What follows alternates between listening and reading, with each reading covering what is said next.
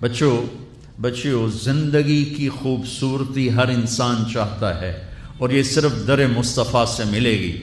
ایک اچھا بیٹا، پہلی شکل ہے اچھا بیٹا، اور میرا نبی کہہ رہا ہے کاش میرے ماں باپ زندہ ہوتے، اور نہیں تو میری ماں زندہ ہوتی تو تم دیکھتے میں کیا کرتا۔ میں عشاء کی نماز کے مصلی پہ ہوتا اور میں سورۃ فاتحہ پڑھ رہا ہوتا، اور ادھر سے میرے گھر سے میری ماں مجھے کہتی محمد، تو میں ماں کے لیے نماز توڑ دیتا۔ سبحان، ہاں، میں ماں کے لیے نماز توڑ دیتا۔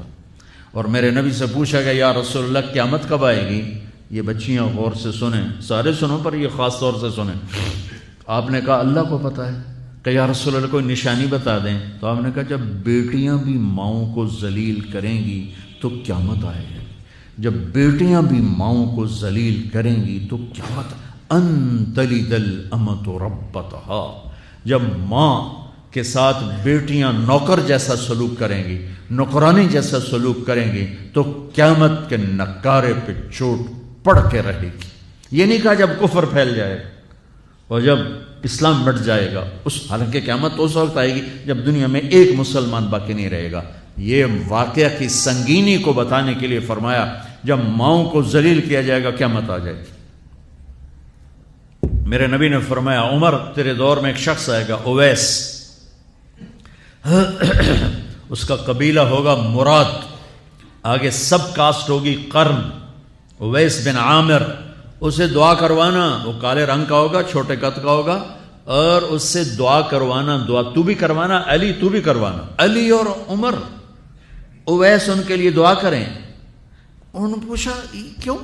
کہ اس نے ماں کی خدمت کر کے اللہ کو اتنا راضی کر دیا ہے، جب وہ ہاتھ اٹھاتا اللہ خالی نہیں لوٹاتا۔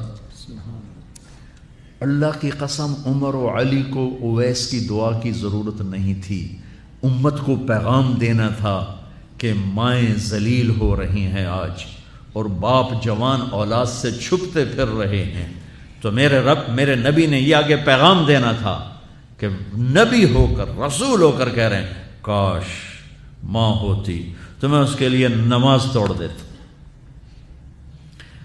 آپ کو 8 عورتوں نے دودھ پلایا والدہ سمیت، ان میں ایک ایمن بھی ہیں، آپ کے والد کی باندی۔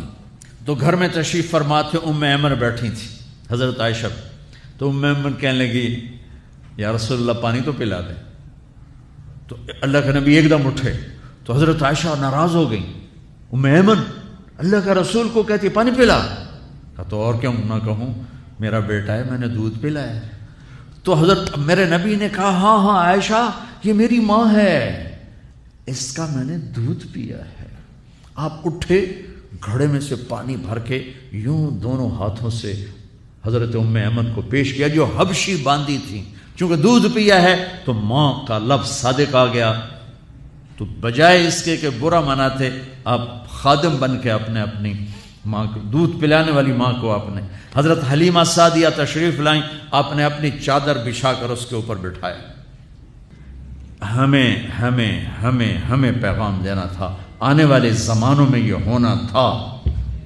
سبحان اللہ۔ امام ابو حنیفہ کا نام تو سب کو معلوم ہے نا، ایک اور عالم بتاتا ہوں، عبد الرحمن بن ابی لیلہ، ان میں علمی کھٹ پٹ تھی بہت زیادہ، آپس میں بنتی نہیں تھی۔ تو ابو حنیفہ جیسی ہستی جن کے کروڑوں فالوور آج ہیں، ان کی ماں کہتی نعمان یہ مسئلہ ہے، جا کے عبد الرحمن سے پوچھ کے آ۔